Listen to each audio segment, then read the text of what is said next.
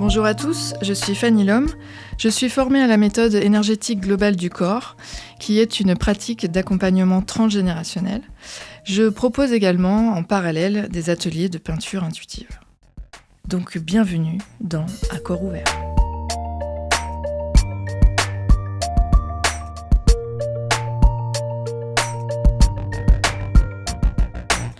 Ici, on parle du corps, on parle de la conscience et de la créativité, comme des chemins de transformation vivants.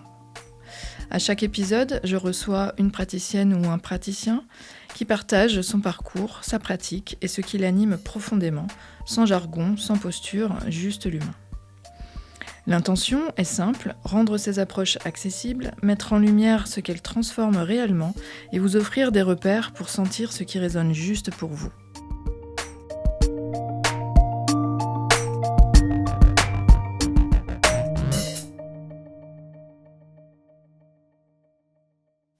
Alors bonjour Julie. Bonjour Fanny. Merci d'avoir répondu à mon invitation. Je suis vraiment ravie de t'avoir avec moi aujourd'hui. Avec plaisir. Parce que toi, tu fais une activité que je trouve vraiment utile. Mais en fait, toi, c'est la créativité. Et je suis ravie d'avoir ça dans ce podcast parce qu'on va tourner un petit peu autour du corps, de la conscience et de la créativité. Oui.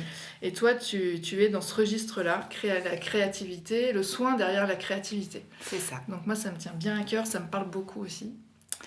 Et donc, Julie, c'est la pâtisserie-thérapie. C'est comme ça que tu l'appelles ? Exactement, oui. Les ateliers de pâtisserie-thérapie. Très bien. Donc tu fais ça sur Annecy, parce que tu es dans la région. Oui, Annecy et la région autour, la Haute-Savoie. Les alentours. Oui. Ok. Alors, avant de parler concrètement de ces ateliers que tu donnes, j'aimerais bien qu'on échange un petit peu sur ton parcours. Parce que ce qui m'intéresse aussi, c'est de connaître la personne qui pratique. Parce que je pense que notre histoire, elle a toujours une influence sur ce qu'on fait dans la vie. Et donc, c'est ça qui m'intéresse d'aller voir un petit peu aujourd'hui avec toi.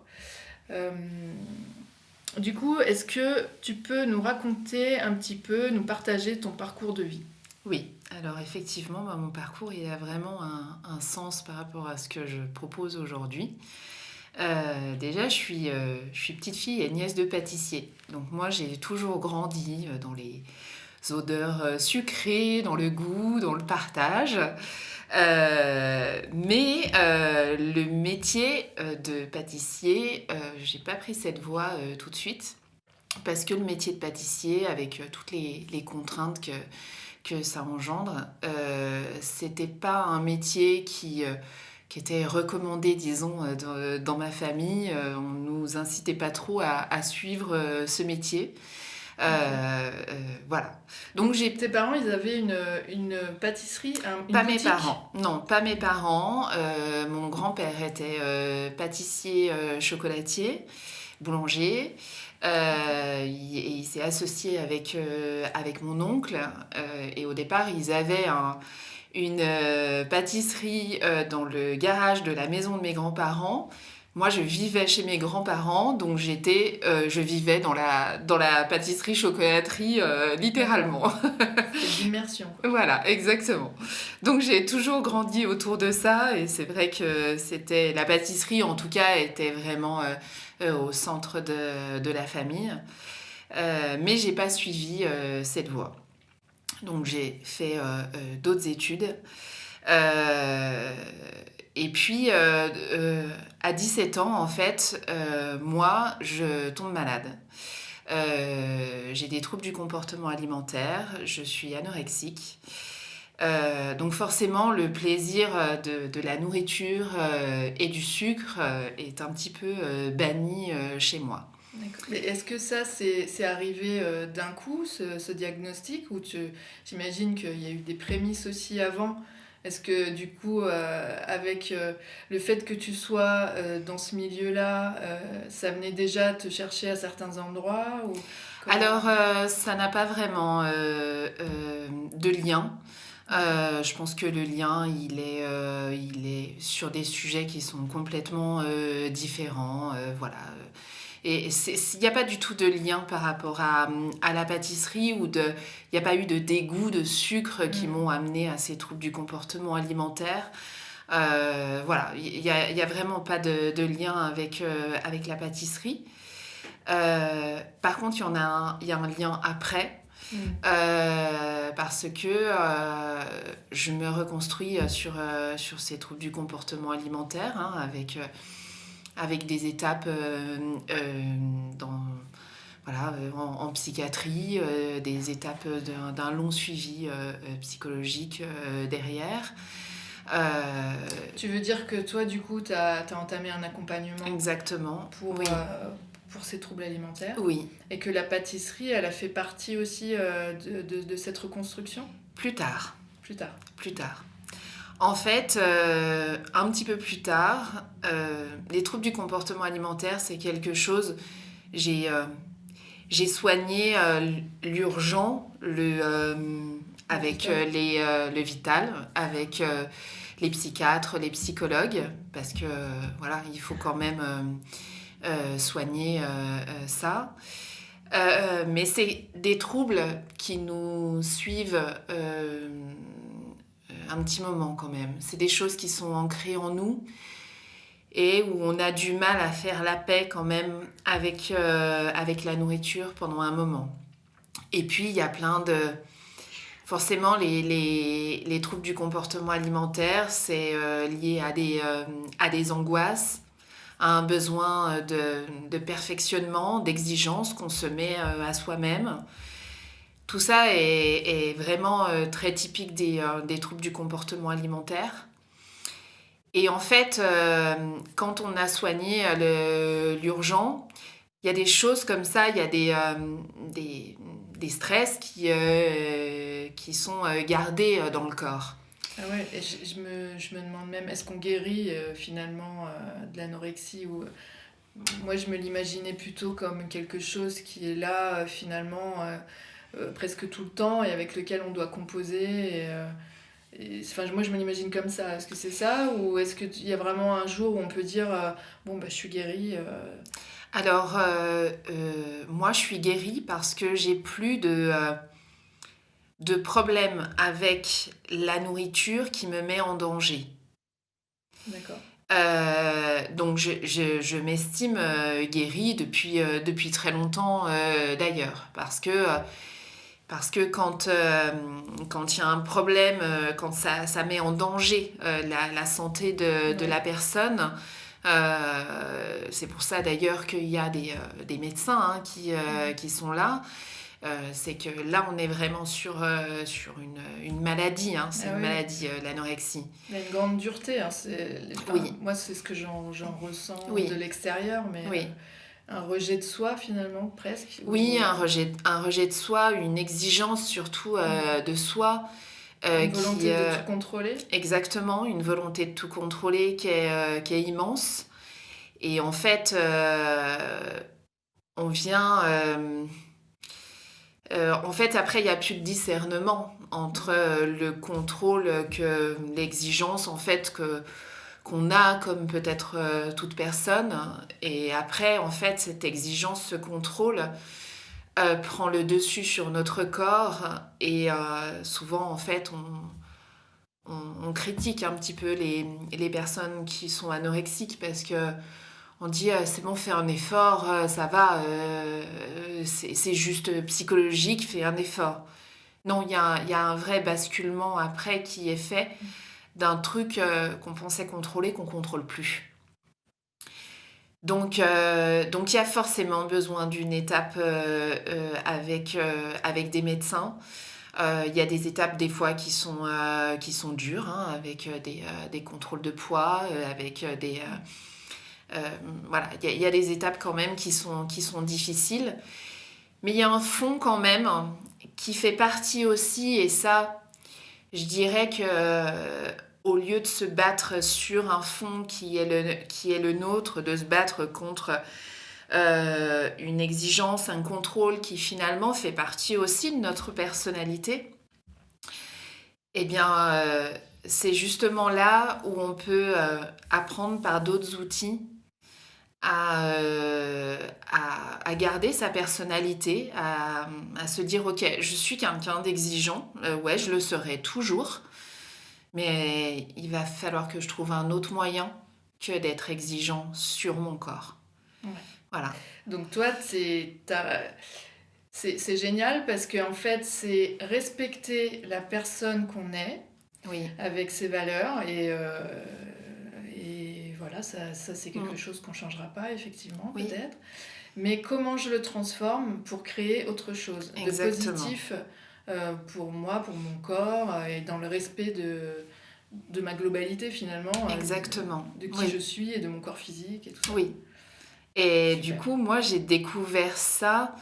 Alors, tu me demandais si les troubles alimentaires, ça suit. Je pense qu'effectivement, en fait, il y a toujours un rapport avec la nourriture qui n'est pas forcément simple. C'est quelque chose qui est ancré en soi. Voilà, il faut juste arriver à savoir comment le dompter.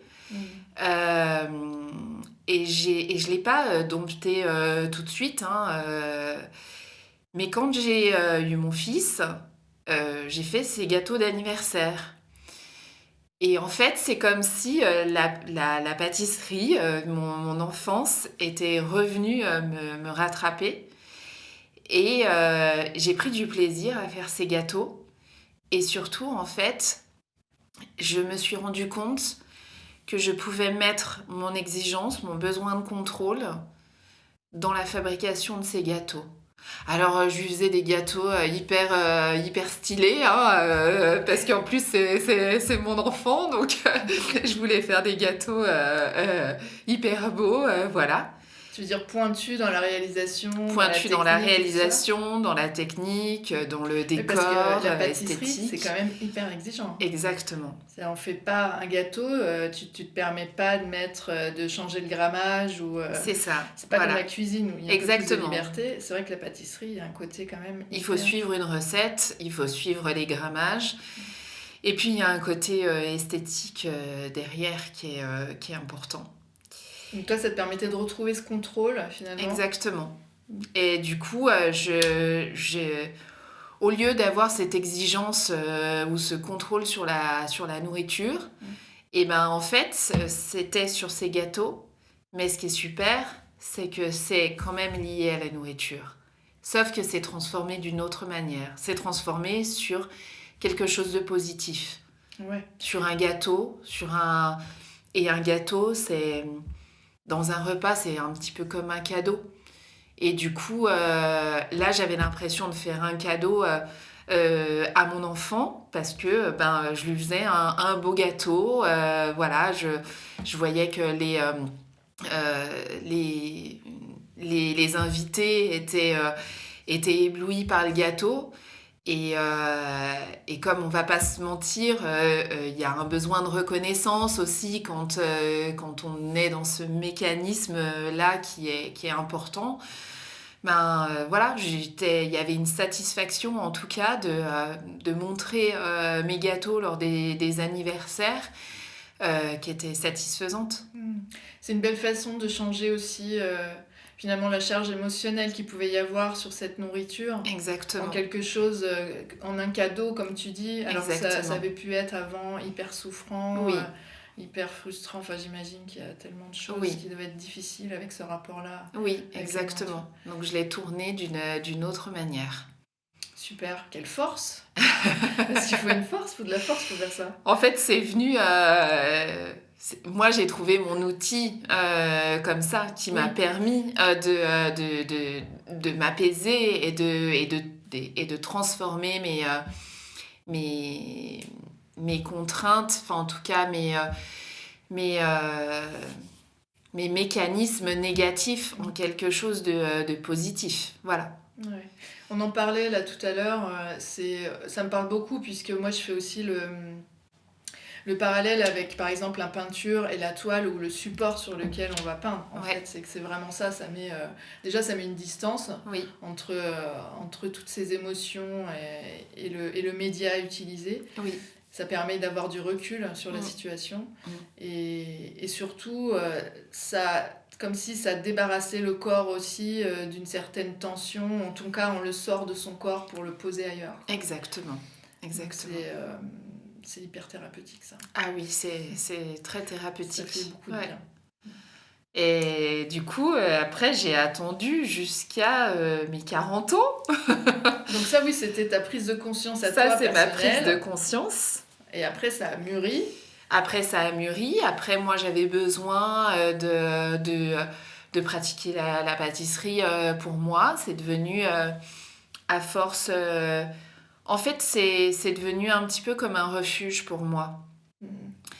Et du coup, d'un refuge, c'est devenu une passion. C'est comme quelqu'un qui a besoin d'aller courir pour se détendre. Et moi, la pâtisserie m'apportait du bien-être.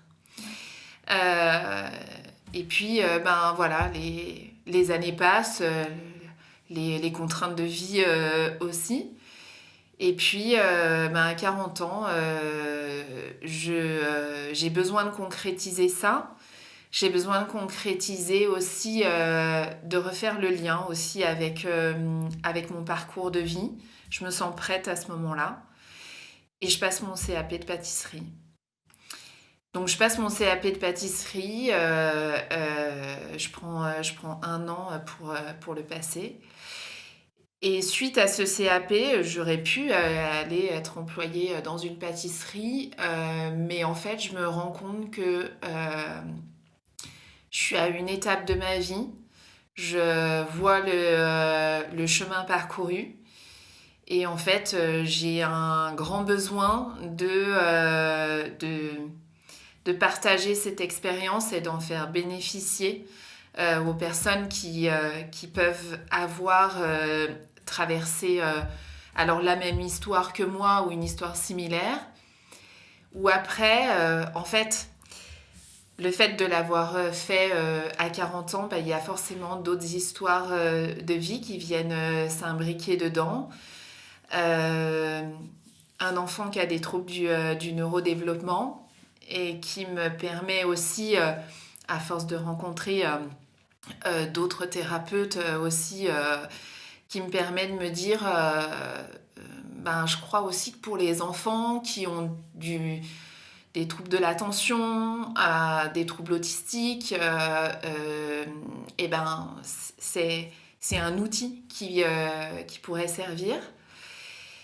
Et puis avec aussi un entourage, j'ai une sœur qui a un cancer et je m'aperçois aussi que dans ces moments de vie où on traverse des maladies, il y a besoin aussi de reprendre confiance en soi, de partager aussi avec des personnes qui vivent la même chose que soi, et que la pâtisserie peut rassembler, peut redonner confiance aussi à des moments de vie comme ça. Ouais, complètement. Donc c'est toutes ces étapes qui me font dire, en fait, c'est pas juste sur les troubles du comportement alimentaire. Il y a plein d'actions qui sont possibles. C'est un outil, comme tu disais pour la peinture, comme le sport. Ça, c'est un outil. Complètement. Et j'ai envie de le partager. Après, il y a un truc en plus, je trouve, avec la nourriture, c'est il y a un lien, je trouve, hyper intime, quoi. On a tous en plus un lien différent à la nourriture. Tu vois, ça parle beaucoup de nous, de notre lien à la nourriture. Mais par contre, il y a une chose commune, je pense, c'est que c'est lié à la mère, c'est lié à ce truc de cadeaux, de faire plaisir, effectivement, de la famille. C'est un lien hyper, hyper fort. Oui. Et ça, je pense que ça peut parler à tout le monde. Oui. Moi, je sais que quand je vais en vacances chez ma famille, la première chose qu'on fait, c'est se réunir autour d'un bon repas. C'est mon grand-père qui fait à manger. Bien sûr. Il y a quelque chose d'hyper chaleureux autour de ça. C'est un don. On aime manger des bonnes choses. C'est un cadeau qu'on fait à l'autre. Exactement. Donc ça, c'est super. C'est universel dans ce sens-là. Moi, je pense. Et puis même si on n'est pas très à l'aise soi-même avec la nourriture, même si on ne le fait pas pour soi, et ben du coup on le fait pour les autres. Et comme tu dis en fait, nourrir l'autre en fait finalement d'une manière ou d'une autre, mais c'est vrai que c'est une démarche qui fait beaucoup de bien. Tout à fait. Ok. Alors, on comprend bien, du coup, Le pourquoi du comment. de par ton parcours, comment tu peux en arriver à réfléchir à ces ateliers de pâtisserie-thérapie. Ouais. Donc, si on peut rentrer maintenant concrètement, je me mets à la place des gens pour qu'ils comprennent bien ce qui va se passer dans un de tes ateliers. Okay. Alors déjà, moi, ce qui me parle beaucoup, là, c'est que dans tout ce que tu as dit, je comprends qu'il y a quand même une palette de public assez large. Oui. Tu as parlé des enfants, par exemple, qui peuvent avoir des soucis psychomoteurs, c'est ça Oui, ou des troubles, alors on appelle ça des troubles du neurodéveloppement, ça peut comprendre des troubles autistiques, des troubles de l'attention, même des troubles de l'oralité, voilà, c'est... Okay, parce que toi, tu vas faire tes ateliers aussi en fonction des différents Exactement. publics. Donc, juste pour être clair, les différents publics, donc il y a ces enfants, il peut y avoir aussi, donc comme tu disais, des personnes qui ont une maladie longue et difficile et compliquée. Oui. Il y a les personnes âgées aussi, et donc les personnes qui ont des troubles du comportement alimentaire. Ok. Voilà. Ça fait 4 publics différents. Ça fait 4 publics différents, oui. Super. Et effectivement, à chaque public, j'ai des ateliers qui sont différents.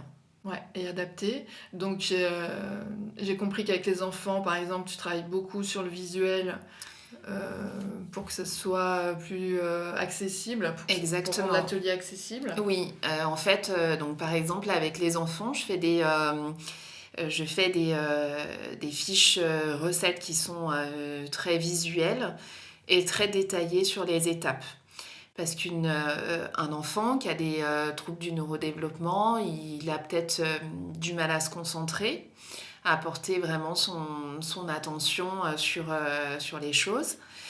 Donc déjà, en fait, les étapes sont vraiment très simplifiées, très structurées, pour pas le perdre en cours de route et avoir des étapes de recettes qui sont très simples. Et puis visuellement, j'essaye de faire en sorte pour aussi les aider à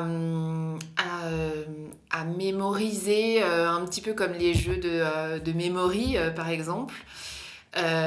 Sur ma fiche recette, il va y avoir par exemple le symbole de la farine qui est dessiné.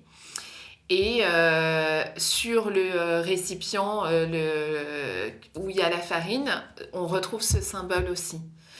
Comme ça, un enfant, en fait, si je dis, là, il faut prendre la farine, je lui montre le petit dessin de la farine, et bien parmi tous les récipients qu'il a, et ben, il va pouvoir visualiser où est la farine. Okay, voilà. Ça lui donne de l'autonomie aussi. Exactement. Ça lui donne de l'autonomie et on est vraiment sur quelque chose de visuel, de simple. Les recettes aussi, elles sont simples, elles sont ludiques. On ne part pas sur des choses très compliquées. Elles sont colorées. Voilà, on peut faire des petites choses à thème. Par exemple, pour Pâques, on fait un petit jardin en cookies avec à l'intérieur des petites choses en chocolat, et puis on fait des petits personnages et des petites carottes avec des petits lapins en pâte à sucre, voilà, parce que il y a un côté ludique aussi pour les enfants. Super. Voilà, donc ça c'est pour les enfants. Pour les personnes âgées, ça va être un petit peu similaire. On est sur des recettes aussi qui sont assez simples. Et là, on va être sur des recettes aussi où j'essaye de leur faire manipuler de la pâte, mélangés, etc. Parce que je fais des ateliers dans une résidence senior à Annecy. Et souvent, les personnes âgées, elles ont du mal avec leurs mains. Elles perdent un peu en motricité. Exactement. Et donc, du coup, le fait de manipuler les aide beaucoup. Et puis, je leur fais aussi peser les ingrédients. Donc, je leur fais se concentrer sur les chiffres qu'il y a sur la balance. Oui, ça fait marcher le cerveau aussi. Tu vois, exactement. Il y a encore un nouvel aspect auquel je n'avais pas pensé. Ouais. Oui, ça fait marcher le cerveau. Par exemple, il y a des personnes âgées qui perdent très vite ce qu'elles sont en train de faire. Et du coup, le fait aussi par exemple, on a une pâte sucrée et on vient juste faire des sablés. Mais le fait de venir toujours avec le même emporte-pièce, par exemple carré, venir toujours prendre l'emporte-pièce, faire les mêmes formes, fait que du coup, ça fait travailler leur mémoire. Puis avec les personnes âgées, il y a un truc qui est super, c'est que ça leur fait rappeler des souvenirs. Ah, mais j'allais te le dire. Voilà.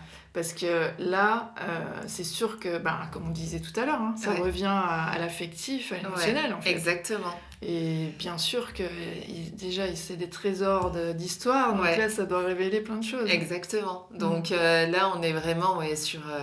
des fois, elles me disent ah, je me souviens, je faisais ça, et voilà, ça leur fait du bien de se rappeler. Et puis, c'est un moment où elles ne sont pas seules, on est en groupe.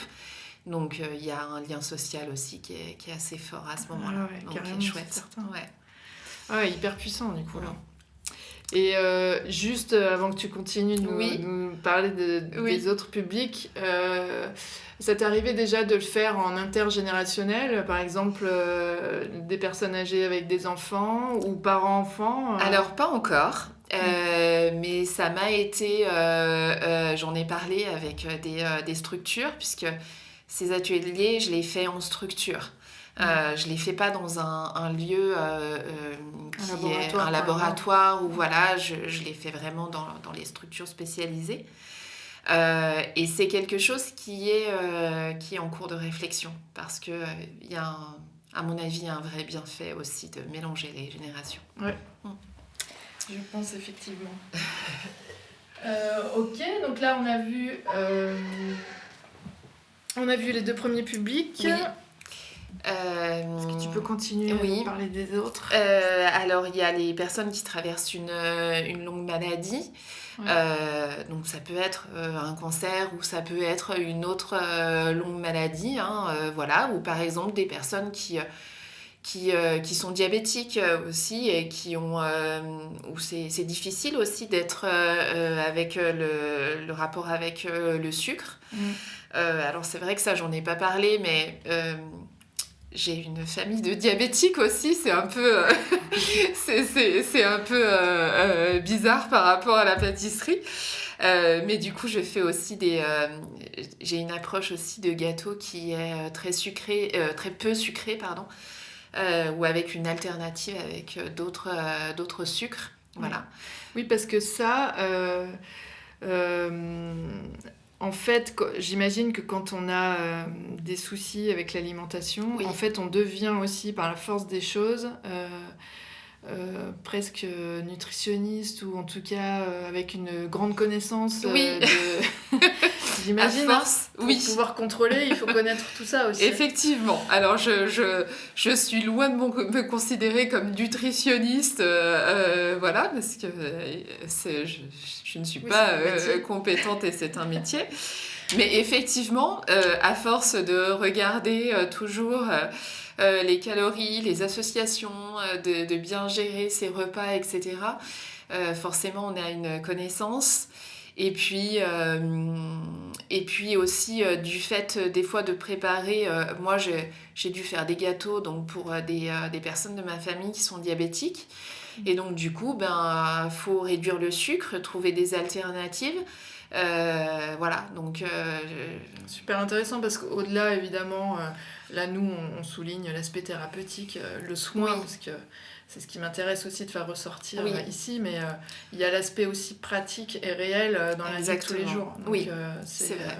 C'est super aussi de pouvoir se réapproprier, justement, de pouvoir remanger un gâteau, justement, si on a des soucis de sucre ou quoi, avec toutes ces connaissances autour de ça. C'est hyper précieux, c'est cool.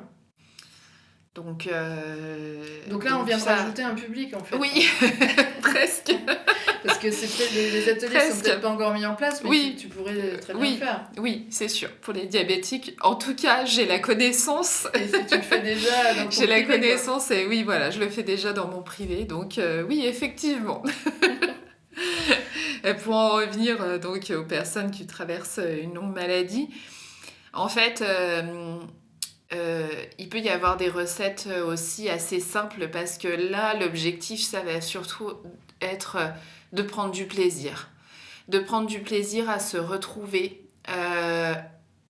hors du soin, hors contexte de la maladie, mais avec des personnes qui traversent quand même, qui peuvent en tout cas traverser les mêmes choses pour éviter d'être face au jugement, au regard des autres, de se sentir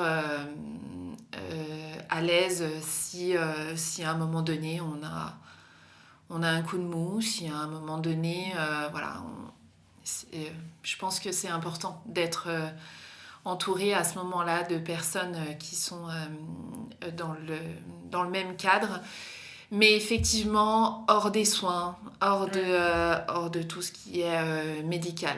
Oui, parce on oublie souvent, quand on a la chance d'être en bonne santé, que des traitements lourds, ils ont toujours un impact aussi, ils peuvent avoir un impact sur notre alimentation, enfin c'est un impact sur tout.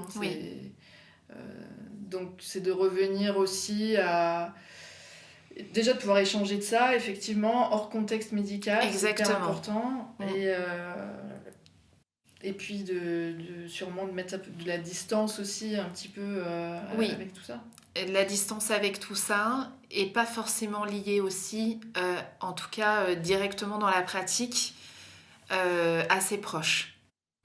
Parce que des fois on a besoin aussi de faire des choses, donc pas avec les médecins, mais pas forcément avec ses vrais proches. Par contre, ce qui est chouette dans la pâtisserie, c'est que encore une fois, comme c'est amené un petit peu comme un cadeau sur une table à la fin d'un repas ou pour un goûter d'anniversaire, le lien avec les proches quand on traverse une maladie, il est quand même précieux, il est très important.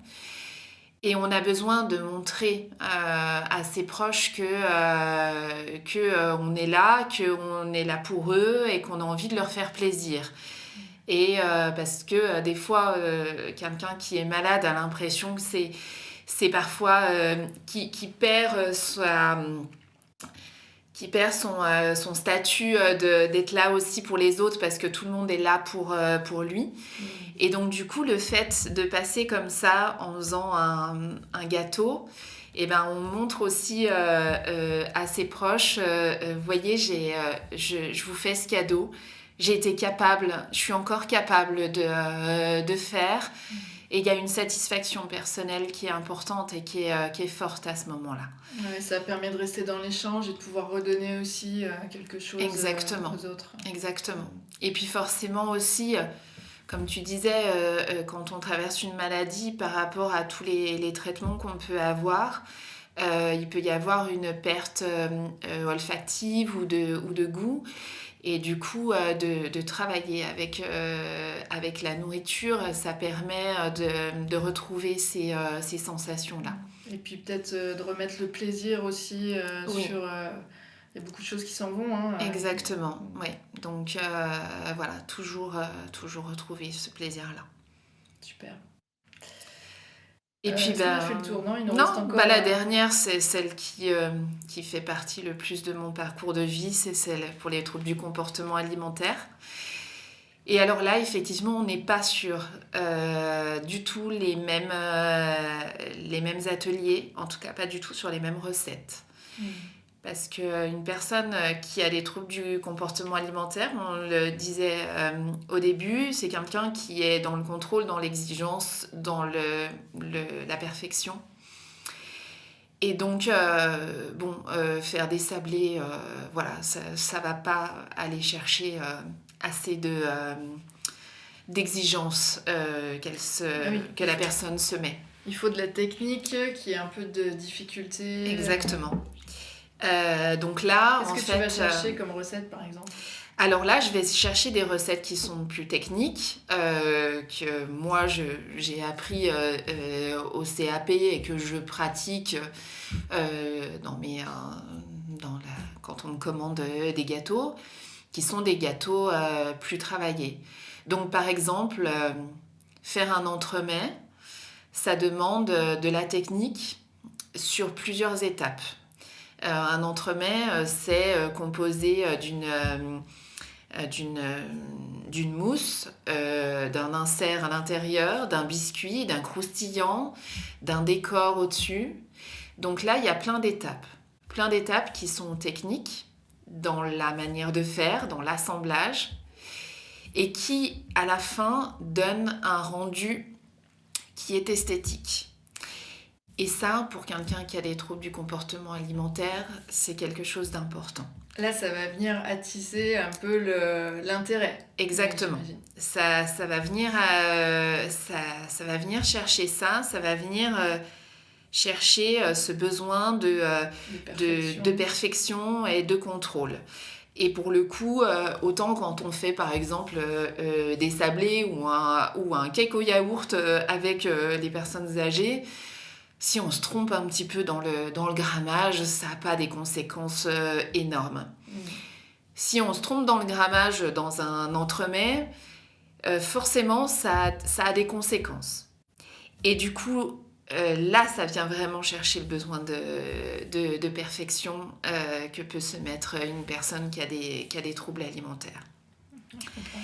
Donc, c'est pour ça que... Et là... je le fais surtout en one-to-one. C'est ce que j'allais te poser comme question. Parce que le regard de l'autre, à ce moment-là, il va peut-être freiner la personne. Et donc, du coup, j'aime mieux le faire vraiment où je suis toute seule avec la personne. Parce que à ce moment-là, elle va pas avoir besoin de se mettre une charge du regard de l'autre supplémentaire. Parce que j'imagine qu'il y a déjà de la pression, elle avec elle. Exactement.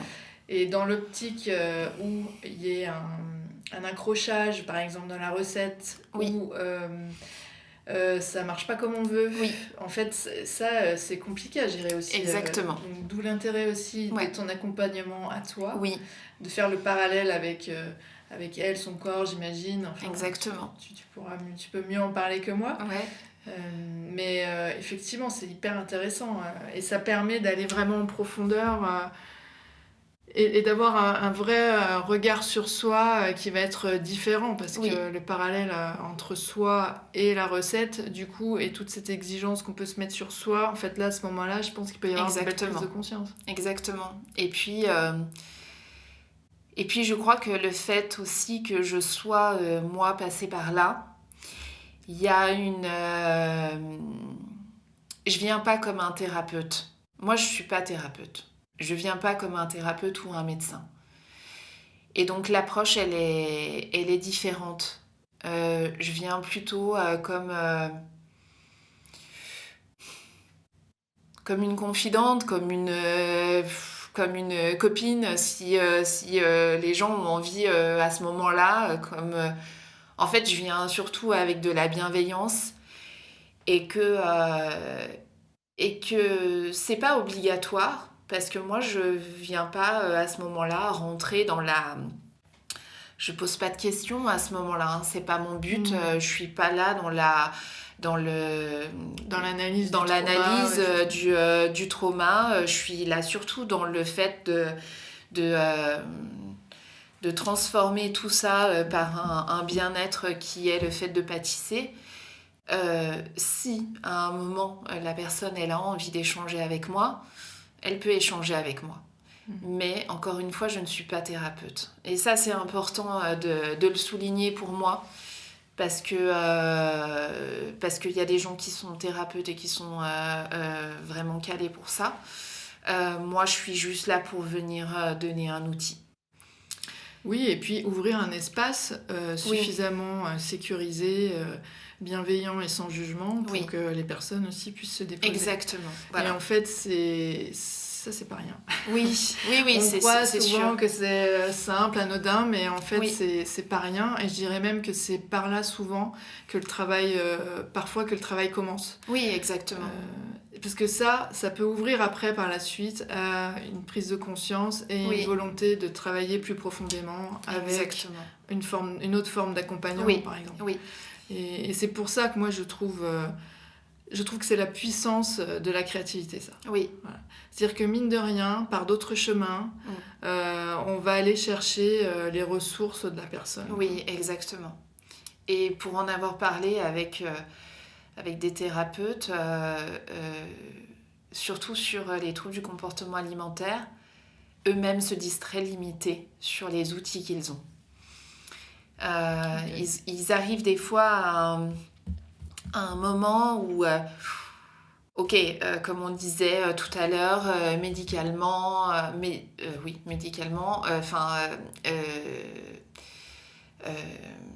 de manière vitale, il faut sauver la personne, sur la psychologie, c'est sûr, les troubles du comportement alimentaire sont souvent liés à plein de traumas, ils vont gérer ça.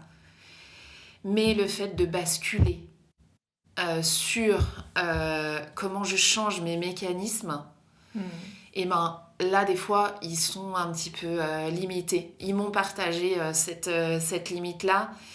Et c'est en ça où, pour moi, la pâtisserie est un outil comme l'art, comme le sport, comme n'importe quel outil de création.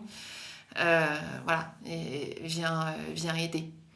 Bah oui, puis là, en plus, t'arrives au cœur du problème, hein, parce que toi, tu travailles avec la nourriture. Donc, encore une fois, c'est vraiment le rapport, là, qui est difficile.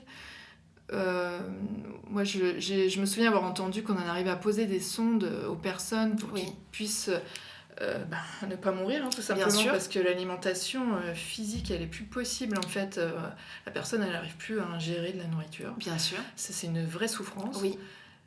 Et je trouve que c'est violent d'arriver à poser des sondes. C'est nécessaire parce que c'est vital pour la personne, mais la personne qui reçoit ça, qui subit ça, ça doit être hyper difficile. Donc ramener de la douceur là-dessus, en gardant l'aliment tel qu'il est, parce que c'est ça la réalité, il va falloir, dans le futur, il va falloir ramener ça en fait. C'est hyper précieux. Mais effectivement, ça, on se rend bien compte que dans le médical, c'est compliqué peut-être de jouer sur ce tableau-là aussi. Oui, c'est sûr. Et puis c'est vrai que... Alors...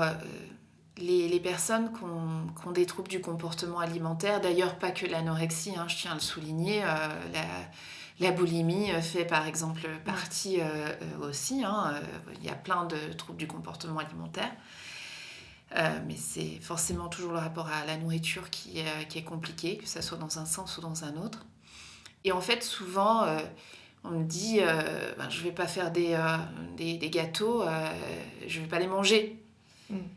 L'objectif, quand je fais des ateliers avec ces personnes-là, c'est pas qu'elles les mangent, c'est pas qu'elles se mettent en tout cas la pression de se dire allez, encore une fois, on va m'obliger de manger ça, ou alors je vais dézinguer le gâteau derrière parce que c'est trop. L'objectif n'est pas celui-ci. Il est de renouer positivement avec la nourriture parce que de la nourriture, on en fait quelque chose de beau. On fait un cadeau aux autres. Et donc, c'est pas la nourriture, elle vient nous faire du mal à nous. Moi, souvent, je dis, ok, ne le fais pas pour toi, fais-le pour les autres. Et ça, le fait de le transformer comme ça, déjà, ça prend un autre sens. Et le fait aussi de... forcément, quand on va faire un gâteau, on va toucher les ingrédients.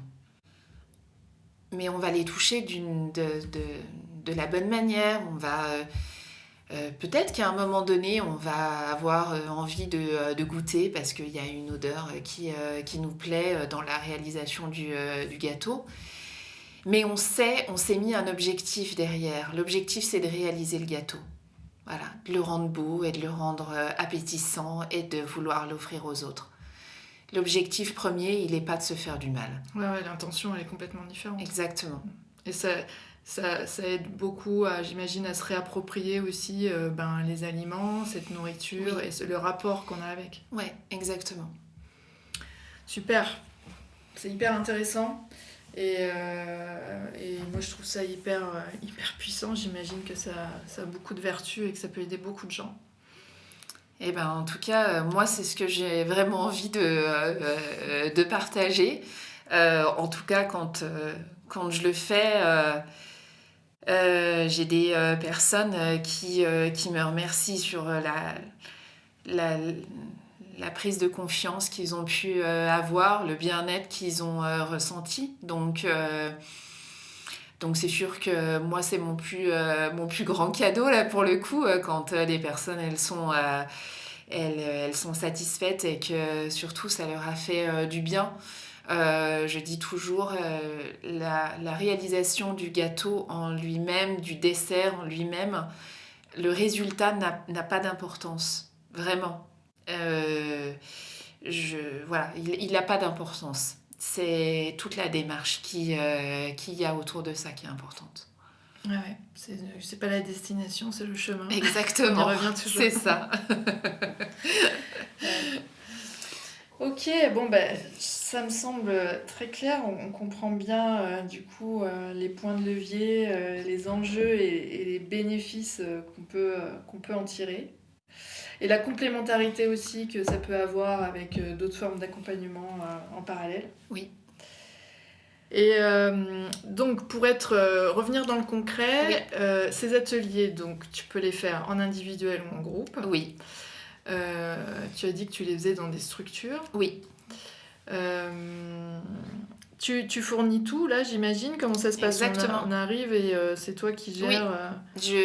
En fait, je prépare mes recettes avant, donc en fonction du public ou en fonction des envies, parce que si je suis en atelier privé, donc avec une seule personne, par exemple, si je demande toujours les envies au départ, hein, si on part sur un entremets, sur une tarte, sur du chocolat, sur des fruits, voilà, je m'adapte.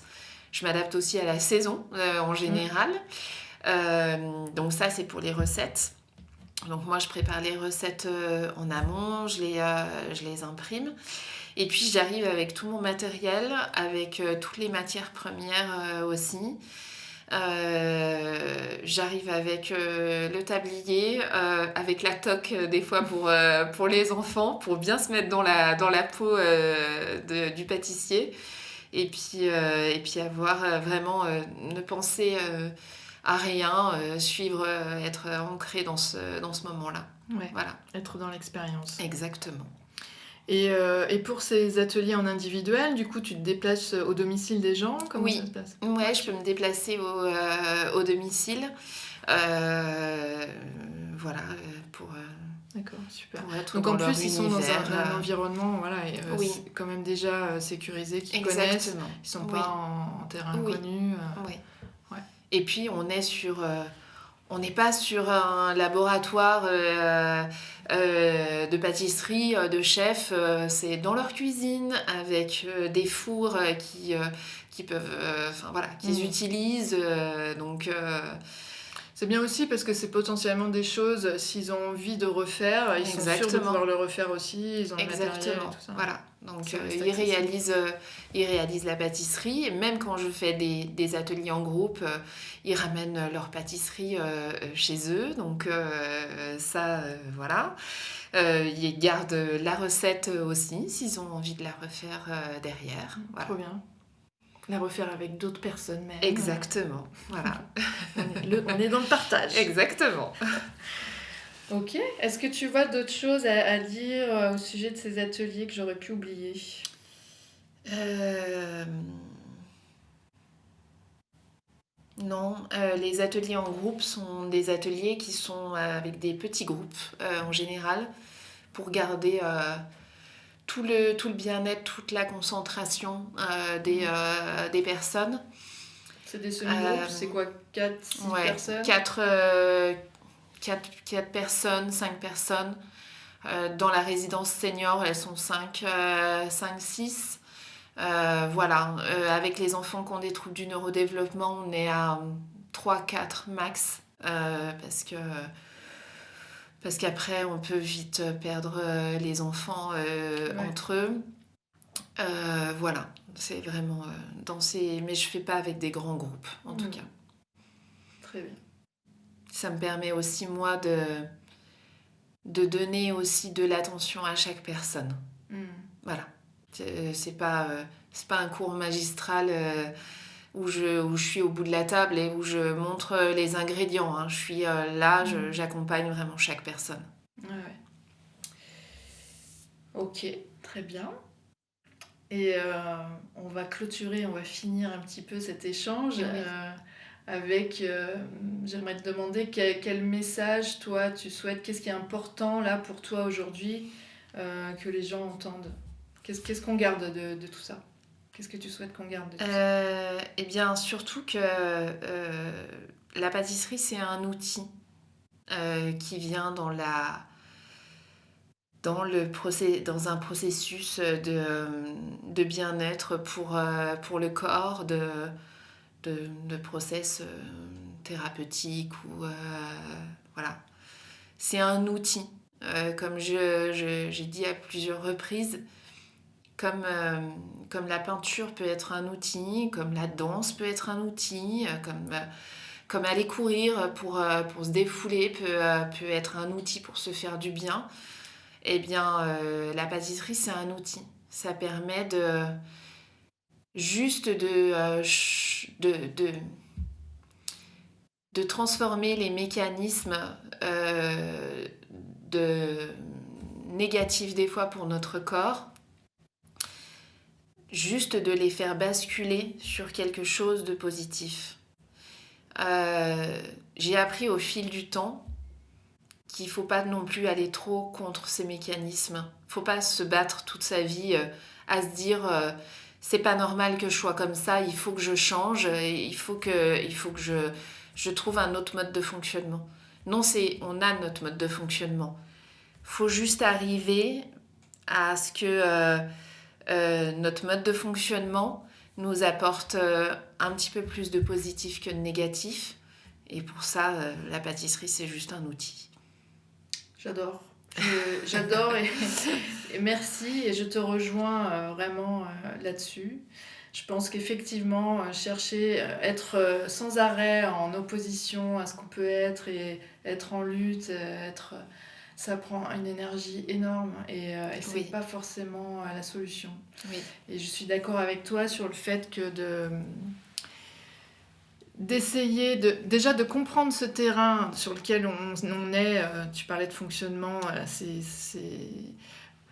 moi le terrain vient me parler, comprendre ce terrain dans lequel on se trouve et essayer de faire avec au mieux en fait, ça me semble être déjà moins violent et finalement plus facile, en tout cas ça va prendre beaucoup moins d'énergie et c'est ce qu'on est et c'est aussi il faut à un moment donné aussi accepter ce qu'on est et il y a des belles choses à faire mais plutôt aller dans la transformation et dans la prise de conscience de ces ressources parce que il y a toujours un plus, un moins.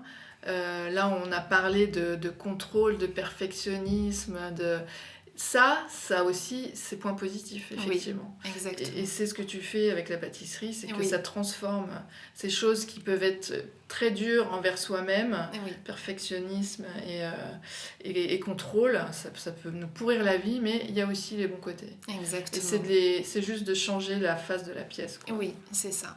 Oui. Je partage ça complètement. Merci. Alors moi j'ai trouvé, merci pour ta clarté, parce que je trouve que c'est hyper clair, il y a du sens derrière tout ça, et effectivement, quand tu disais que tu n'es pas thérapeute, mais on est tous légitimes de par notre expérience déjà. Donc voilà, et ben super, je te remercie beaucoup Julie. Merci beaucoup Fanny, c'était un plaisir de partager tout ça. Un grand merci. Merci beaucoup Fanny. Et à bientôt. À bientôt.